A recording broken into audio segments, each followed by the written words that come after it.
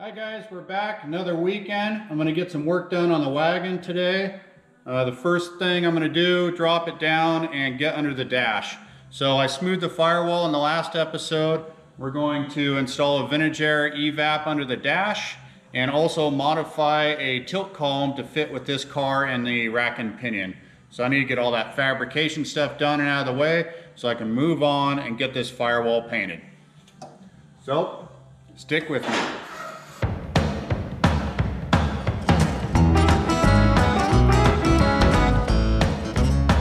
Last time I got the firewall prepped and primed. We still need to do all the body work on it, get it smoothed up nice. But I got a little bit ahead of myself and got it all primed up before I was done really welding on it. So from the inside, I have the vintage air bracket. It comes with a mounting bracket that's supposed to bolt to an existing holes on the firewall. Of course, I smoothed it all up. So what I'm going to do now is take that bracket, weld it to the inside of the firewall, and then I'll run the hoses through some bulkheads or something and keep it as hidden as possible. So the problem is that after I'm done welding on there, it'll blister some of that primer, but at least it's not all bodywork. So I'll go back, feather that out, reprime it, all that good stuff, but had to get it primed. So anyway, so yeah, from the inside of here, you can see the old firewall that was all cut out and everything, and the new one in there. So the bracket will sit up in here somewhere, and we'll get fitting on that here shortly. But first off, I'm going to start with the steering column. We have, you can see kind of right here, this is all the original column here, and got some mounting brackets and stuff. I'm going to move over, compare it to the other column, and see what I need to do to mount that tilt column in there. So that's the next step. All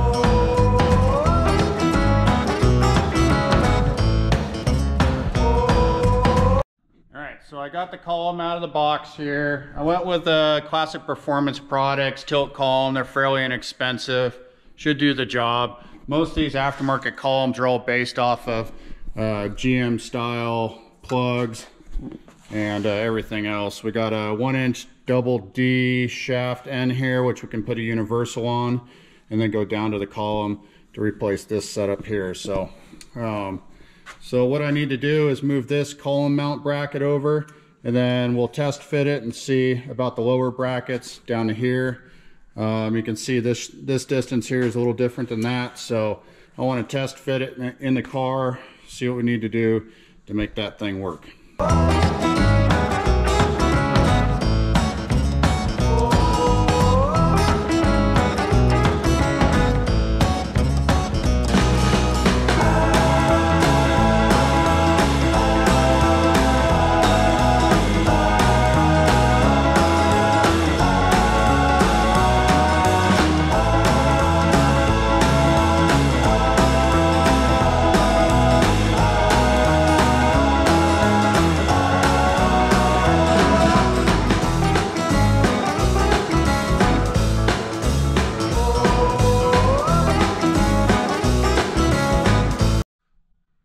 So I got the column kind of raffled in there.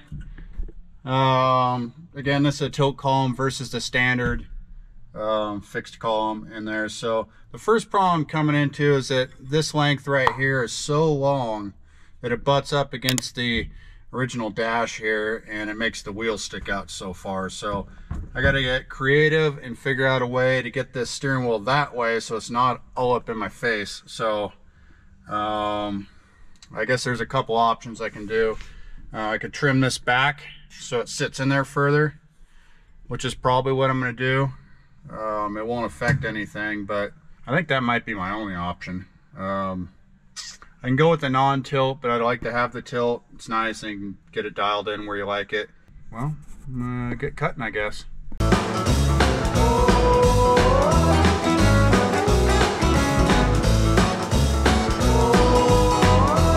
So I trimmed about 1/2 inch off. I just traced out the other column here and tried not to screw up the paint too much. So we'll go do a test fit on this and see how the column fits. Hopefully it sits in a little further.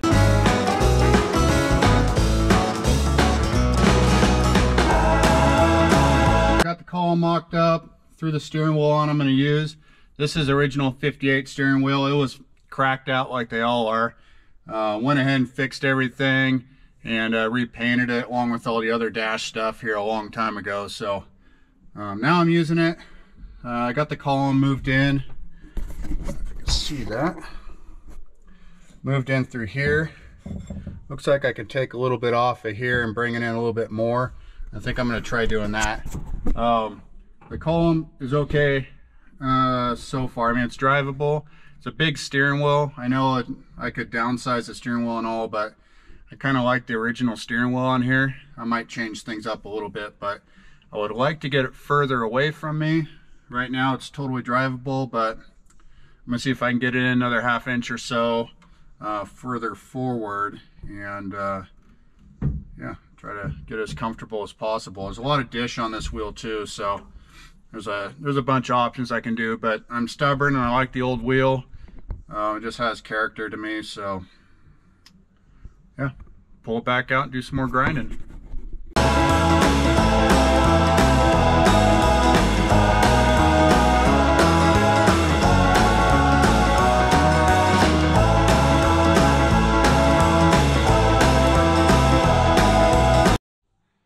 So I got it all notched out behind here, got the column slid forward. I think that's going to work for now. It's a little crammed in here, but it's not too bad. I can cruise this sucker. Plus the tilt, I can play with it a little bit. But yeah, I got it marked on the column where I need to weld the bracket to. And then I'm going to work on the outside of the firewall. This was a factory bracket right here that bolts onto the bottom of the column here, and then this was all rubber in there, and it was relieved right here to allow a shifter arm. We don't need any of that, so I'm debative. I think I might just cut this out, weld in smooth one, put a hole in it, and then put a proper clamp on the end of it. This is kind of weird to me, so we'll see.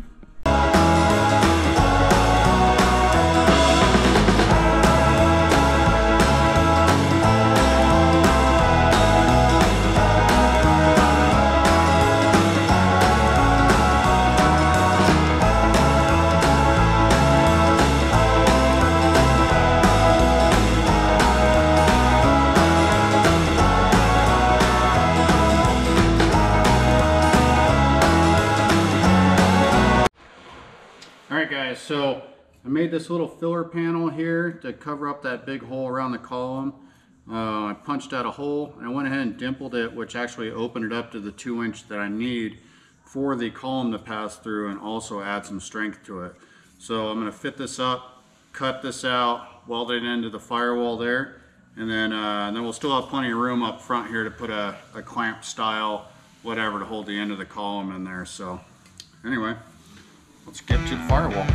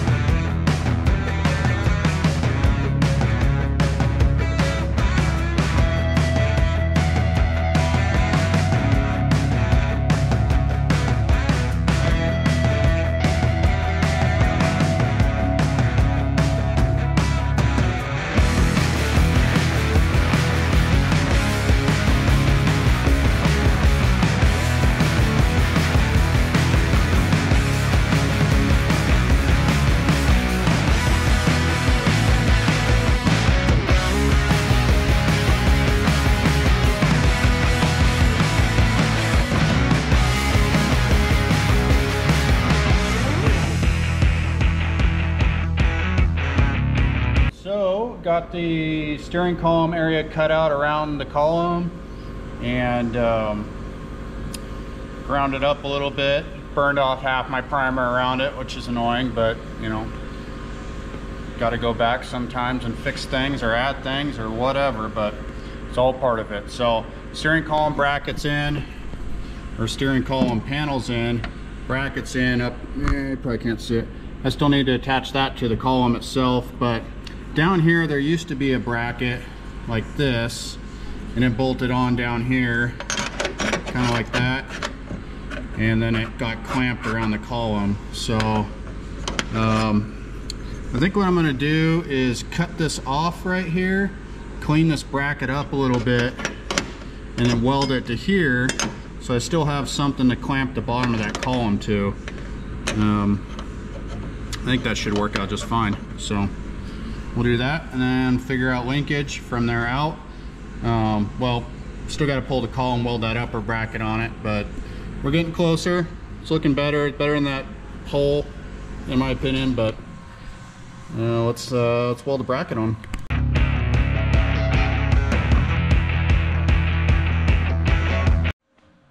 You ever just tell yourself you should stop while you're ahead, quit cutting parts up? Me neither.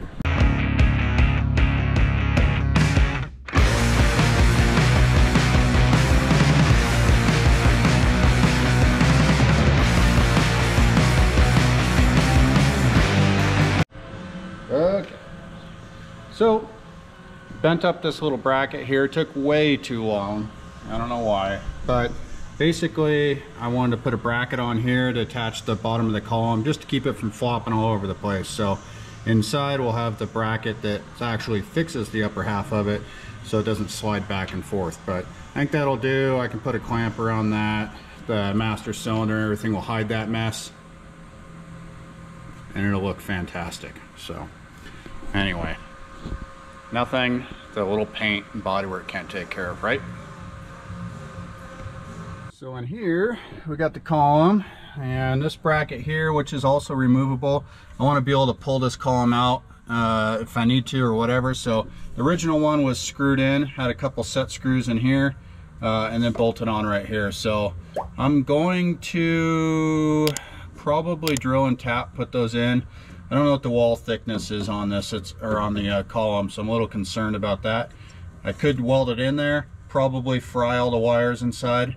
Don't want to do that, so probably maybe I'll drill it and then I can see what's in there carefully, and if I'm good with that, I'll move on, maybe doing a few healthy little tacks across there or something. I don't know.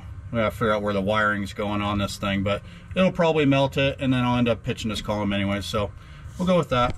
Alrighty, column is bolted in, welded this bracket on, put a little epoxy coat on it. I think it's sitting pretty good. But on a side note, nice house padding here. This car is obviously pretty old school. Gonna tear all that junk out, of course, why not? I'll tear all the house carpet out. We're gonna treat all the floor here, put some Nomad and Extreme in it as well, and try to keep the engine heat out of this thing. And yeah, but for now I'm keeping the interior. It's really not horrible.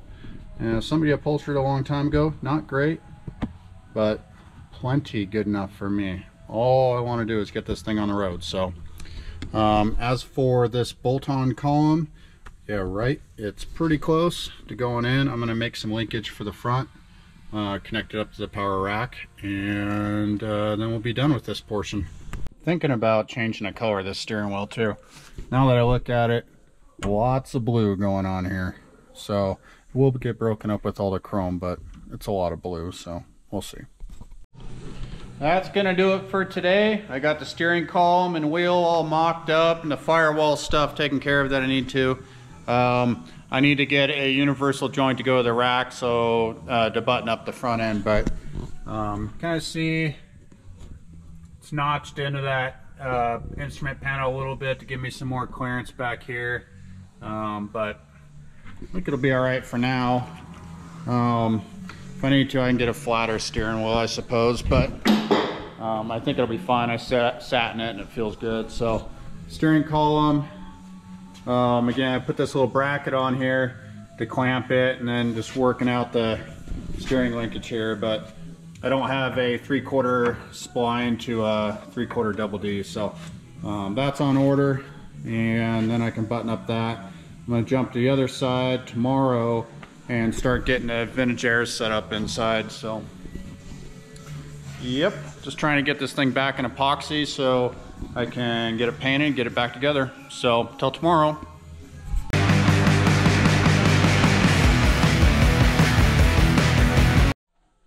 Hey guys, we're back, and today I'm going to be tackling the air conditioning.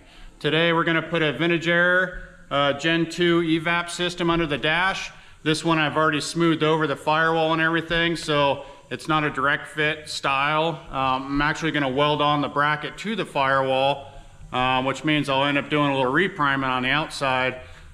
But the cool thing about this setup is it's got heat, defrost, all the stuff that I would need with the bonus of having air conditioning. So it'll all be nice and new. I can tie it in with the LS3 or LS1, sorry, on this one. We're a dealer for Vintage Air. We use them a lot. They got a good track record, and this should be a pretty straightforward kit. As you can see here, we have the Evap unit. Pretty standard in size for these cars. Again, they don't make one direct fit for 58 Chevy. This is actually a 5960 setup that we're going to make work on this car. And being it's all custom for the most part, shouldn't be an issue. The bracket that we have on the back here, this is actually designed to be a bolt-on, similar to this setup here. The hoses come through the holes there. And but with this kit here, being the firewall's all smoothed over, we're actually going to just weld this bracket to the firewall, and then we'll hang the Evap off of that, and that should be sufficient to make that happen. Where we left off yesterday with the steering stuff, that's about buttoned up. I'm going to paint the column body color, I think. I'm just waiting for a universal joint here for the power rack to the 3/4 double D rod there. So that's about wrapped up. And then good news is I think it'll fit around all the manifolds without putting a Heim or doing a two-piece style steering joint there. So we'll see once we get the motor in too. So let's get busy. Let's get under the dash. Let's get this AC put in. So as you can see, we have a bunch of real estate in here to work with. So that should be good for fitting that AC in there. So we're gonna hang it up in here and see what we got for room.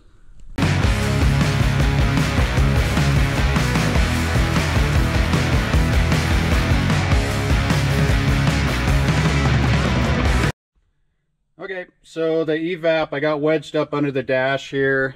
You can see some of the brackets that came with this kit that I already bolted on.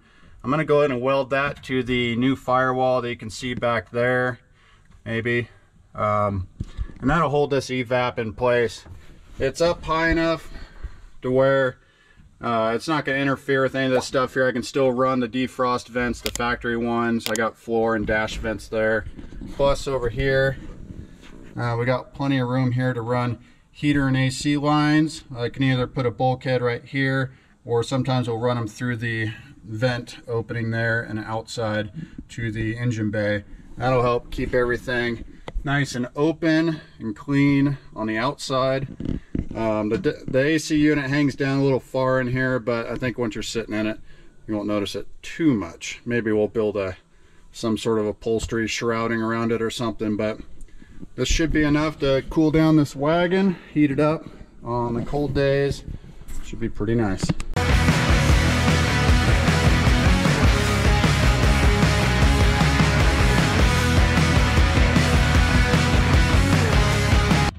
So I got the Evap bracket off. When it was in here, we made some marks up here, so this is where this is going to live. So what we'll do next is drag out the welder, get this thing tacked in place so it's sturdy and doesn't fall off there, and then this will be ready for the Evap. So once we get to that point, then at least we'll know it's going to fit in there. And I think that's the last of the fabrication stuff I need to do on the firewall for now. I probably should fit the brake booster. I got an aftermarket Wilwood and booster set up here, so it's kind of the last thing I need to check fit on anything. So shout out to Larry at Auto Image Detailing. Larry's a good guy. I've known him for years. He details all my daily driver rides and there are shop rigs too. So he's located here in Bend. Hit him up on Facebook. I'll try to put a link in the description below. And yeah, if you need your ride shined up, especially summer's here, hit him up.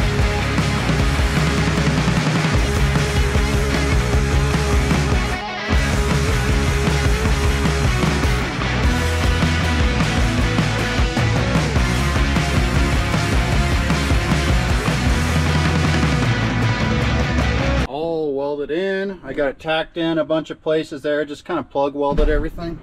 Oh god. And we'll hold that thing in just fine. Gotta love the smell of burning primer. So got some primer stuff here to feather back and reapply on the outside. I'm also going to put some epoxy on the inside on all the bare metal stuff where we left off, but that should do it. That should hold in the Evap. I think I'm all done welding. I should check that booster. Maybe I'll do that real quick.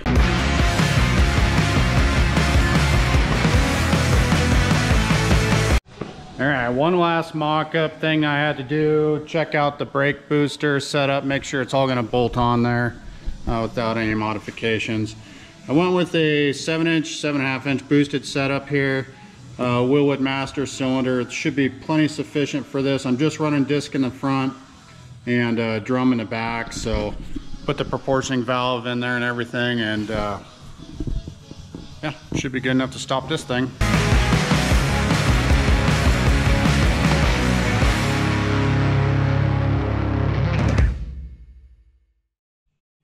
All right guys, that's a wrap on the 58 wagon this weekend. I got the Vintage Air Evap fit and mounted underneath the dash. I got a tilt column modified and fit for the car. I got steering linkage done. I got brake booster and Wilwood master cylinder fit for the Firewall, so there's no surprises there. The next step will be cleaning up the frame rail and epoxy in it, and then prepping out the Firewall for paint.